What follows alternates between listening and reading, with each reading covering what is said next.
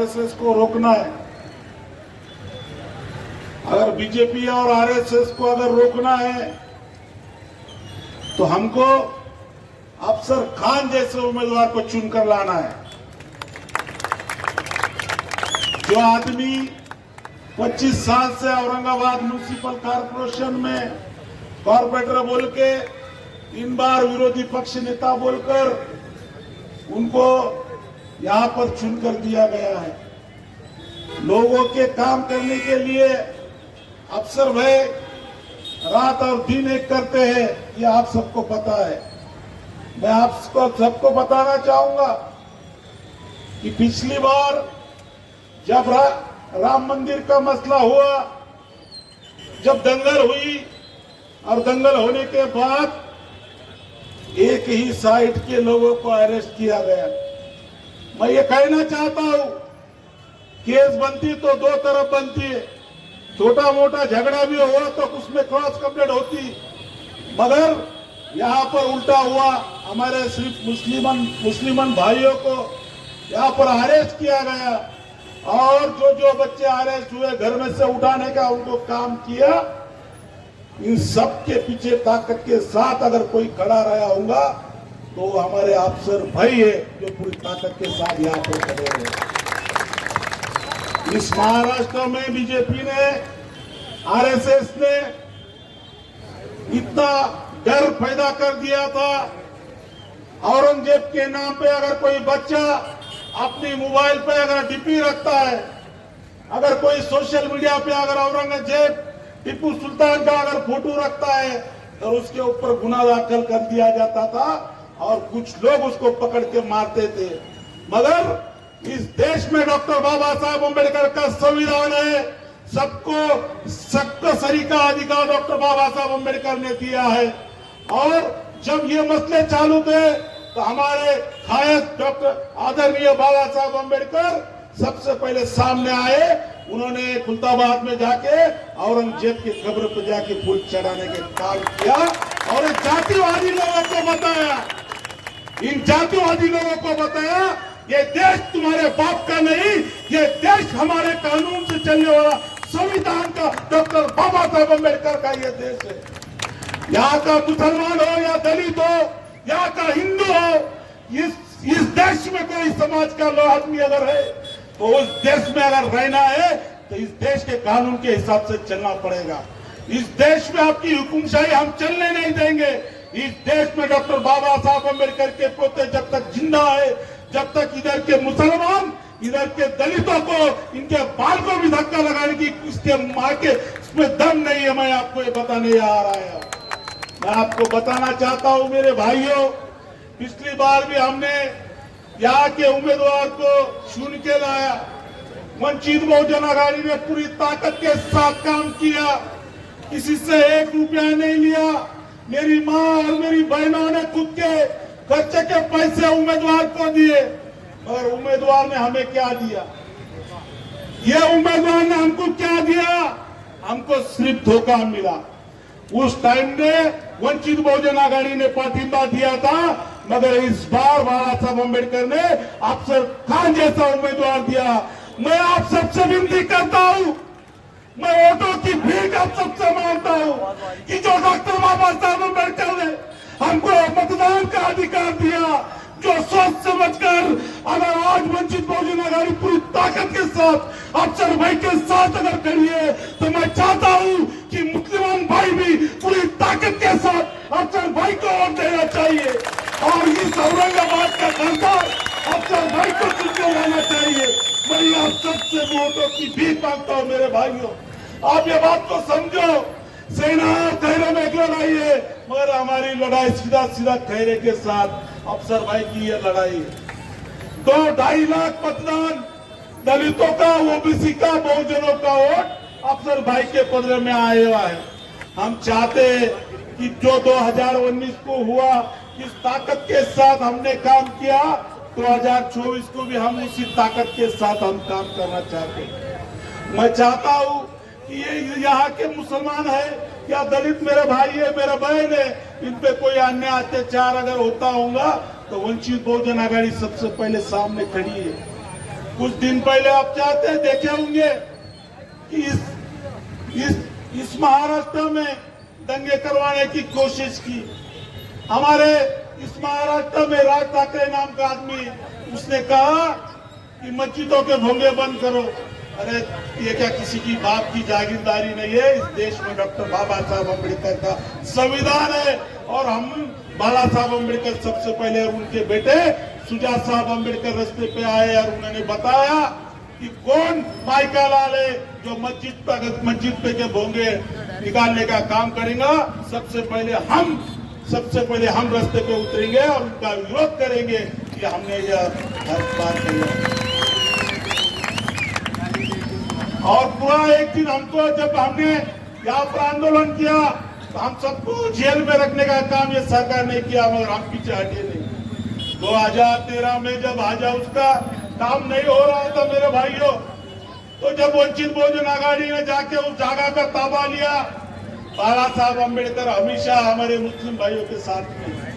और जब मैं खुद बहुत दिन तक जेल में रहा, ये सरकार को हमने मजबूर किया और आज एक बड़ा हज हाउस ये औरंगाबाद जिले में बना है। मैं आप सबसे यही विनती करने यहाँ आया हूँ कि अफसर भाई जैसा एक उम्मीदवार है जो लोगों के सुख में दुख में तुम्हारा सुख दुख सब समझता है, तुम्हारे साथ में रात में खड़ा रहता है, दिन में खड़ा रहता है। जब भी कोई मसले मसाले होते हैं तो हमारे साथ में खड़े रहने का काम हमारा अफसर भाई करता है। मैं जो डॉक्टर बाबा साहब अम्बेडकर के पोते आदरणीय बाला साहब अम्बेडकर, उन्होंने इनको सोच के समझ कर ये उम्मीदवारी दी है। ये आदमी भागने वाला है, गरीबों के साथ में खड़ा रहने वाला है। शुक्रिया अदा करता हूं। और आज यहाँ जो सभा होने जा रही है, तमाम मेरे नौजवान साथी, बुजुर्गों, दोस्तों और मेरी पर्दा नशीन माँ बहनें जो घर में सुन रही हैं, उनको मेरा प्यार भरा अस्सलाम वालेकुम। और एक अब्बू बकर भाई, आज लोकसभा के इलेक्शन होने जा रहे हैं। ये देश के भविष्य की बात है। लोकसभा के अंदर प्रकाश अंबेडकर साहब ने जो मेरे ऊपर जिम्मेदारी दी है, और ये जिम्मेदारी मेरे ऊपर उन्होंने दी और मैं आप लोगों के ऊपर दे रहा हूं, क्योंकि आप लोगों को वोट करके लोकसभा में भेजना है। अमित शाह और मोदी के साथ आंखों में आंखें डाल के अफसर खान बात करेगा शेर बब्बर की तरह। जैसे आज कॉर्पोरेशन का चुनाव पीडीपी से लड़ता है, वैसे अमित शाह और मोदी के साथ आंखों में आंखें डाल के बात करेगा और मुसलमानों के रिजर्वेशन की बात करेगा, मुसलमानों के हक की बात करेगा। आज आप देख रहे होंगे हिंदुस्तान के अंदर टोपी के नाम पे मारा जा रहा है, दाढ़ी के नाम पे मारा जा रहा है, मॉब लिंचिंग के नाम पे मारा जा रहा है। और मेरे कुरैशी बिरादरी, मेरे कुरैशी भाई जो गाड़ी में जानवर लेके आ रहे हैं, उनको रोक के विश्व हिंदू परिषद और बजरंग दल और आरएसएस रोक के उनके जानवर छीन ले रही है और उनको मार के और जानवर उठा के गौशाला में डाल दे रही है। अरे विश्व हिंदू परिषद, बजरंग दल, आरएसएस, तुम्हारे बाप का राज नहीं है। अब अफसर खान तुम्हारे टक्कर देने के लिए आ रहा है। और आपने देखा होगा जो राज ठाकरे कहता है कि मस्जिद पे से भोंगे उतार दूंगा। अरे अब अफसर खान आ रहा है हिंदुस्तान के अंदर। राज ठाकरे, तेरे में दम नहीं है, एक भी मस्जिद पे से भोंगा उतार के बता, तेरे हाथ मैं ही रख दूंगा। नहीं तो अफसर खान नहीं बोलूंगा। यहाँ का जो जावेद भाई, आपने बोले कि शाहरुख खान, मैं बता दूं आपको, शाहरुख खान ने वो शक्ति कपूर है। वो नवनीत राणा को जवाब देता है। किसको देता है? एक लेडी नवनीत राणा को। और हैदराबाद के अंदर जो राजा सिंह है, वो हमारे हुजूर की शान में गुस्ताखी करता है। एक बार मुझे चूम कर दे दो, उसका जबड़ा चीर के उसकी जबान निकाल के कुत्तों को नहीं खिलाऊंगा। एक बार चूम के दे दो सिर्फ। आपने देखा होगा कि आज ये तरह तरह की बातें कर रहे हैं। एक मुसलमान के सामने मुसलमान को खड़े कर दिया गया। अरे मैं भी मुसलमान हूं और मैं घर में रह के दिल्ली में नहीं बोलता, मैं घर में हो तो घर में बोलता हूँ, ऑफिस में तो ऑफिस में बोलता हूँ, और चौरस्ते पे खड़ा है तो चौरस्ते पे खड़ा रहता हूँ। तेरे जैसा झूठा मक्कार नहीं है। तू मक्कार भी है और झूठा भी है। आपने देखा होगा कि ये बोल रहे हैं कि अफसर खान गिराने के लिए खड़ा है। इनकी जो झूठी बातें, मक्कार की बातें चल रही है, मैं आप लोगों को बता दूं, अगर इसको गिराना होता तो मैं 2019 में खड़े रह के इसको गिरा देता था, जीत के आने नहीं देता था। लेकिन अब 2024 में प्रकाश अंबेडकर साहब ने मुझे वंचित बहुजन आघाड़ी का टिकट दिया। इसके लिए मैं डंके की चोट पे 2 लाख वोट उनके और मुसलमान भाइयों ने मेरे 1.5 से 2.25 लाख वोट दे दिया। तो अफसर खान डंके की चोट पे जो आज शहर में काम करता है, पूरे देश में मुसलमानों के लिए, दलित समाज के लिए और हर समाज के लिए काम करेगा। मैं आपको बता दूं, ये हैदराबाद में जब से इनकी पार्टी है 50-60 साल 70 साल, ये सिर्फ 9 उम्मीदवार वहां खड़े करते हैं और 9 में 4 मुसलमान के खिलाफ 4 मुसलमान देते हैं कि भाई ये रूल इनको लागू नहीं है, हमको लागू है। मुनाफिकीन ये है, हम नहीं। हम तो डंके की चोट में बात करते हैं, कौम और मिल्लत की हित में बात करते हैं। इन्होंने लेके अपने वर्ल्ड फेमस अजहरुद्दीन को गिरा दिया, शब्बीर अली को गिरा दिया और इन्होंने और 2 मुसलमान को। अब एक भी मुसलमान हैदराबाद में नहीं आया भाइयों, तो किसकी वजह से नहीं आया बोलो, किसकी वजह से नहीं आया? अतीक ये और यूपी में जाके इन लोगों ने 100 सीट लड़ाई। यूपी में जाके इन्होंने 100 सीट लड़ाई और हैदराबाद में 9 सीट लड़ाते। चलो तुम ठीक है, अगर यहां 100 सीट अगर तुम यूपी में जाके लड़ा रहे हैं और वहां पे योगी को तुम जिता रहे हैं, तो अखिलेश यादव अगर आता तो मैं आप लोगों से सवाल करता हूं और पूछता हूं, क्या मुख्तार अंसारी मरता था? क्या अतीक अहमद मरता था? क्या अशरफ अहमद मरता था? क्या अतीक का बेटा मरता था? ये लोगों ने 100 सीट देके, और एक आप देखो वीडियो पे, लोकसभा के अंदर इनके नाम से आंसुओं से रो रहा था, चिल्ला रहा था वो योगी। आज योगी को इख्तियार पे लाने का काम इन लोगों ने किया। अब इन लोगों की जगह बताने का काम आपको और हमको मिलकर करना होगा और आप लोगों को मुझे लोकसभा में भेजना होगा। और फिर देखो, योगी पे भी जो बात करूंगा लोकसभा के अंदर करूंगा, मोदी पे भी जो बात करूंगा लोकसभा के अंदर करूंगा, और अमित शाह तेरे भी दिन भर गए, तू बोल रहे के एनआरसी लाऊंगा, सामान्य नागरिक कानून लाऊंगा। अरे तूने ये जो सभा के अंदर थे, तूने औरंगाबाद का नाम बदलने की बात किया, इन लोगों ने आवाज नहीं उठाई। तूने संविधान बदलने की बात कर रहा है, तू एनआरसी लाने की बात कर रहा है। अफसर खान महाराज, तेरा बाप एनआरसी नहीं लाएगा, मेरा चैलेंज है, एनआरसी कानून लाने नहीं दूंगा मैं। दूसरी बात आपको बता दूं कि मोदी कहता है कि मैं इस देश का संविधान बदल दूंगा, इस देश में सामान्य नागरिक कायदा लाऊंगा। अरे मोदी, जब तक प्रकाश अंबेडकर साहब इस महाराष्ट्र में और देश में, तेरे बाप में भी दम नहीं है कि संविधान बदल के बता। भारत रत्न डॉक्टर बाबा साहब अम्बेडकर ने हमको संविधान दिया और ये देश पूरा संविधान की तरह चलता है। अगर तेरे को जितना अधिकार और हक है मोदी यहाँ रहने का हिंदुस्तान में, तो उतना अफसर खान को भी है, जावेद कुरैशी को भी है, अमित भुईगढ़ को भी है, आज तमाम लोगों को है। और मोदी और अमित शाह, तू इस तरह की अगर बातें करेगा तो प्रकाश अंबेडकर साहब अकोला से चुन के आ रहे हैं और औरंगाबाद शहर से अफसर खान जा रहा है। ये 2 अफसर खान, उनके सिपाही आंखों में आंखें डाल के बात करेंगे और संविधान बदलने नहीं देगा, ऐसा मैं आप लोगों से वादा करता हूं। बस एक बार मैं आप लोगों को बताता हूं कि एक बार, अरे यार तुमने उनको 2-2 बार उनकी झोली भर दिया, भरा कि नहीं भरा झोली? झोली भरा ना? मैं भी आप लोगों के सामने यार झोली पसारता हूं, एक बार मेरी झोली भर दो यार। दलित समाज तो पूरी झोली भर रहा है 2 लाख वोटों से, आप लोग भी एक बार मेरी झोली भर दो।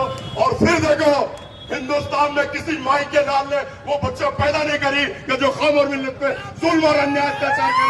मैं ताकत के साथ कहता हूं, एक बार मेरी झोली भर दो और उसके बाद देखो, विश्व हिंदू परिषद, बजरंग दल और आरएसएस और ये बीजेपी को मैं कैसे नंगा नाचना चाहता हूं।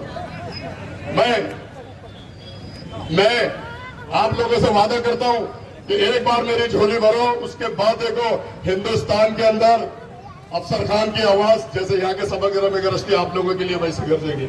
और मैं आपको बता दूं कि ये लोग सिर्फ बातें करेंगे, अफसर खान के बारे में बुरा बोलेंगे।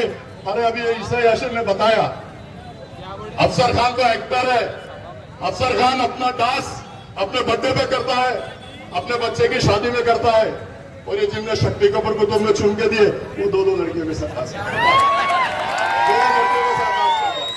और कहता है कि मैं एक ही टाइम में 2 लड़कियों को डेट कर रहा था। अरे तू 2 लड़कियों को डेट कर रहा, शर्म तो कर, तू शहर का खासदार बना भाई ना, शर्म कर जरा। एक को लेके पिक्चर में चले गया, दूसरी को मालूम हुआ, वो भी वहां आ गई।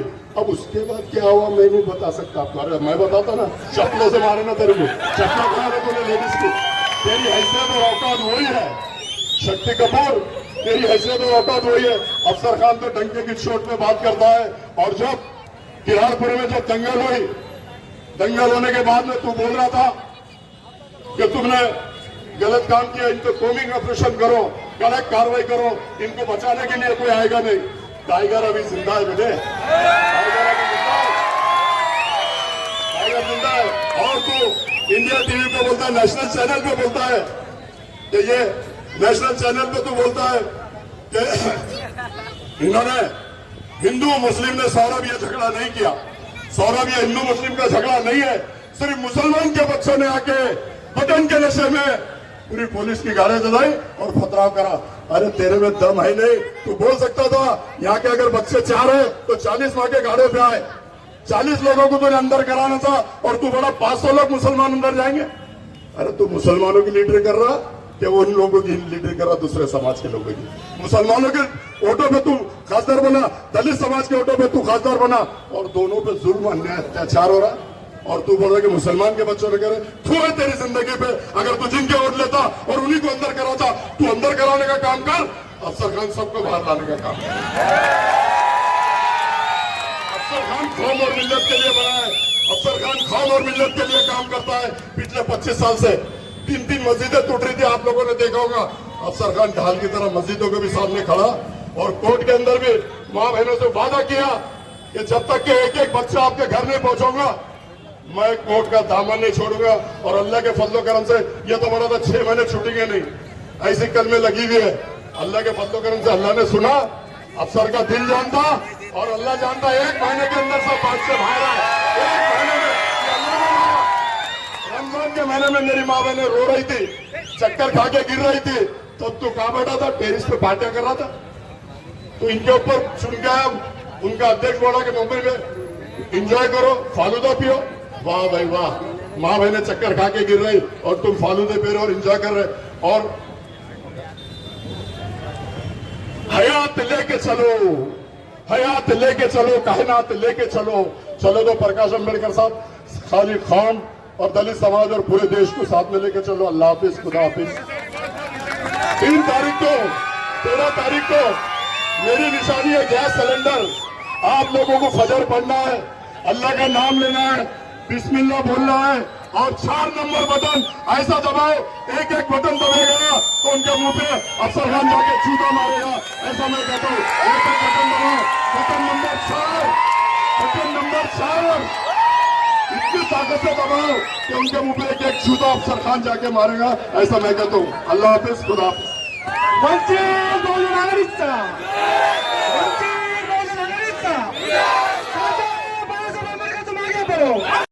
दिलाना चाह रहा था कि आप तमाम के इन मुद्दों में आपके कंधे से कंधा लगाकर, आपके हर दुख में, हर सुख में, हर मोड़ पर अगर कोई शख्सियत आपके साथ खड़ी थी तो आदरणीय प्रकाश अंबेडकर की थी।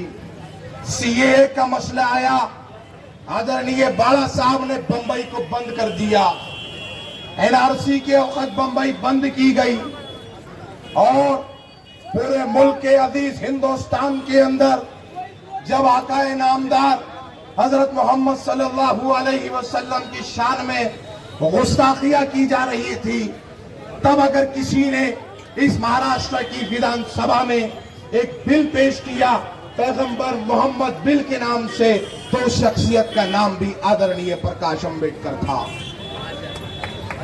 एक मुद्दा जो शहर औरंगाबाद में खास कर प्री प्लानिंग के साथ व्हाट्सएप यूनिवर्सिटी के जरिए ये फैलाया जा रहा है कि शहर औरंगाबाद में मुसलमान के विरोध में बाला साहब ने मुसलमान को दे दिया। तो मैं मुसलमानों के इस मजमे में आप तमाम को ये याद दिलाता चलूं कि इस महाराष्ट्र की 48 सीटों पर ना एनसीपी, ना कांग्रेस न शिवसेना न दिगर किसी पार्टी की हिम्मत हो सकी कि वो एक मुसलमान कैंडिडेट कहीं से खड़ा कर दे। लेकिन एकमात्र वंचित बहुजन अघाड़ी है जिसने अफसर खान साहब को मिलाकर इस महाराष्ट्र की 48 सीटों में से 7 सीट मुसलमानों को दी है। रही बात औरंगाबाद की, तो औरंगाबाद में मौजूदा खासदार को खासदार बनाने वाले अगर कोई लोग थे तो वो वंचित बहुजन अघाड़ी के लोग थे। मौजूदा खासदार को कुर्सी पर बिठाने वाले अगर कोई लोग थे तो वो वंचित बहुजन अघाड़ी के लोग थे। और जो ये कह रहे हैं कि वंचित बहुजन अघाड़ी ने समर्थन देना चाहिए था, मैं ये आज इस मुसलमानों के मंच से ऐलान करता हूं कि ये आपका अखलाकी फर्ज बनता है कि पिछली बार वंचित बहुजन अघाड़ी ने आपको कुर्सी सजा कर दी थी, इस बार आपका अखलाकी फर्ज बनता है कि आप वंचित बहुजन अघाड़ी को कुर्सी सजा कर दें। महज प्रोपेगेंडो की सियासत से कुछ नहीं होने वाला, महज प्रोपेगेंडो की सियासत से कुछ नहीं बदलने वाला। इस किराड़पुरे ने वो काली रातें देखी है जब मुसलमान बच्चे रमजान के महीने के अंदर जेलों में भर दिए जा रहे थे। तब आपके कंधे से कंधा लगाकर अगर कोई खड़ा था तो वो अफसर खान की शख्सियत थी। आप अलग अलग मुद्दों के अंदर भड़काकर, अलग अलग मुद्दों को जन्म देकर इस बार की राजनीति को भड़का नहीं सकते और लोगों के जहनों को जो है तो भड़का नहीं सकते। वंचित बहुजन अघाड़ी अपने काम बताकर वोट मांग रही है, किसी के फोटो और वीडियो बताकर वोट नहीं मांग रही है। और वंचित बहुजन अघाड़ी अपने काम बताकर वोट मांगेंगी। वंचित बहुजन अघाड़ी का मैनिफेस्टो उठाकर पढ़ो। मुसलमानों के लिए 9 से 10 मुद्दे बाला साहब ने ऐसे मांगे हैं जो आज की हुकूमत अपने जहन में भी नहीं लाना चाहती। इलेक्शन का टाइम है, वक्त कम है, हमें आली जनाब जावेद कुरैशी साहब को सुनना है, हमें अमित भाऊ भुईगढ़ को सुनना है, हमें खुद अफसर खान साहब को सुनना है। चूंकि हमारी जिम्मेदारी है कि हम पक्ष की तरफ से आप तमाम के बीच में बात रखें। मैंने अपनी बात को रखा और आप तमाम को ये ऐलान करता हुआ ये बताता चलूं कि आने वाली 13 तारीख को अगर हमारा वोट कहीं जाए तो वो निशानी गैस सिलेंडर की होना चाहिए, बटन नंबर 4 होना चाहिए और कैंडिडेट अफसर खान होना चाहिए। इसके अलावा हमारा वोट नहीं रखना चाहिए। मैं ज्यादा कुछ नहीं कहता, मेरे महल्ले के लोगों को सलाम पेश करता हूं जिसने अलग अलग तरीकों से इस महल्ले के अंदर विवाद को देखा, इस महल्ले को भड़काने की कोशिश की गई, लेकिन आप लोगों का ज़र्फ था, आपने बज़र्फ होकर उन हमलों को सहन किया। आपके ऊपर कॉम्बिंग ऑपरेशन चलाए गए लेकिन आपने बर्दाश्त किया गया। आपकी पर्दानशीन माँ बहनों के ऊपर अजीबो गरीब आरोप लगाए गए, आपने बर्दाश्त किया। लेकिन मैं कहना चाहता हूँ इन आरोपों का जवाब, इन इल्जामात का जवाब, इन कॉम्बिंग ऑपरेशनों का जवाब अगर कहीं देना है तो वो 13 तारीख को 4 नंबर का बटन दबा कर देना है। इसके अलावा हम और कोई जवाब नहीं दे सकते। बहुत बहुत शुक्रिया। मैं आज ऑर्गेनाइजर्स को 2 मिसरे कहते हुए अपनी बात को खत्म करता हूँ कि अगर मोहब्बत का इम्कान होता तो घर में मीर का दीवान होता, घर ना आते तुम्हारी महफिल में सोच से बहुत नुकसान होता। बहुत बहुत शुक्रिया। व आखिर दावाना अल्हम्दुलिल्लाहि रब्बिल आलमीन।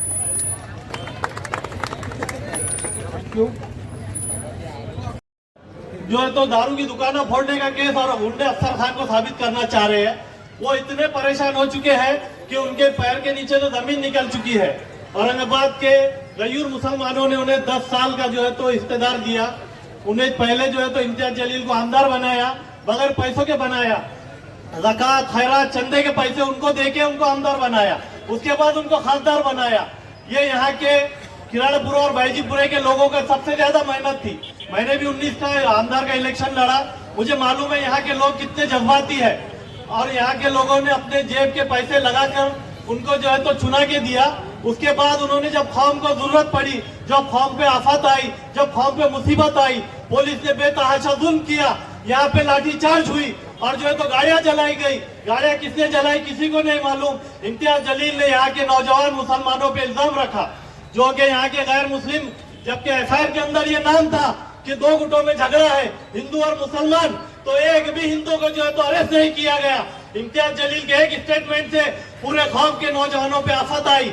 उस वक्त पे उनका ये स्टेटमेंट था कि जो है तो यहाँ पे कोई आगे नहीं आएगा, तुमने अपनी जिंदगी खराब कर ली, तुमने गलतियां की, तुमने पुलिस पे हमला किया, पुलिस ने 2 करोड़ को गवर्नमेंट का नुकसान बताया। उस हिसाब से जो है तो जो कानून के जानने वाले हैं, जो बड़े बड़े वकला है, जो बड़े बड़े इस सियासत जानदार थे, उन्होंने ये बताया था कि कम से कम 6 महीने बच्चे बाहर नहीं आएंगे। मगर अल्लाह ने किस गरीब माँ बहनों की दुआ को कबूल किया और अफसर खान को जो है तो वहां पे लाके खड़ा किया। हर मुसीबत में अफसर खान ने जो तो सफ़े अव्वल में मुसलमानों के वास्ते खड़े हुए। आज से नहीं, 30 साल से 25 साल से वो काम कर रहे हैं।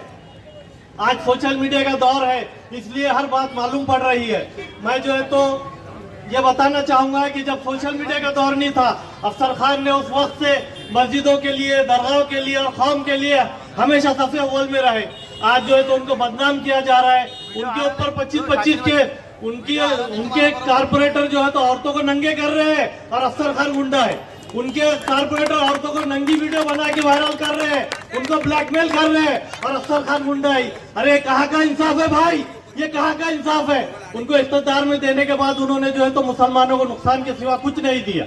उनको इख्तियार में देने के बाद उन्होंने मुसलमानों को तकलीफ और आंसुओं के सिवा कुछ नहीं दिया। मुसलमानों को डेवलपमेंट नहीं चाहिए, उनको सिर्फ दवाखाने और कोर्ट और पुलिस स्टेशन में काम आ जाओ, वो तुम्हें दुआओं से नवाजते हैं। आज जो है तो अफसर खान गली से दिल्ली के नेता बन चुके हैं। ये सिर्फ यहाँ की माँ बहनों की दुआओं का नतीजा है और उन नौजवानों की दुआओं का नतीजा है जो जेलों में रमजान के अंदर तड़प तड़प के अपने घर वालों के लिए रो रहे थे, आंसू बहा रहे थे, और उनकी माँ बहनें कोर्ट के अंदर बेहोश हो रही थी रोजे की हालत में। तो क्या हमारा ज़मीर इतना मर चुका है कि उनकी दुआओं को और उनके तकलीफों को समझने वाले अफसर खान का साथ न दे? क्या एमआईएम ने जो है तो यहाँ का ठेका ले रखी है? अब 2 बार उनको इस्तेदार में दे चुके हैं, अब उनको बाय बाय करने का टाइम आ चुका है। यहाँ बोलने वाले बहुत सारे लोग हैं, मैं जो है तो सबसे ये इल्तिजा करूंगा कि जो है तो अल्लाह के वास्ते, अल्लाह के रसूल के वास्ते जो है तो आने वाली 13 तारीख को वंचित बहुजन आघाड़ी के अतिबुत उम्मीदवार अफसर खान साहब को गैस सिलेंडर के 4 नंबर को बटन दबा के इनको जो है तो अपने को दिल्ली पहुंचाना है इंशाअल्लाह। अल्लाह हाफिज।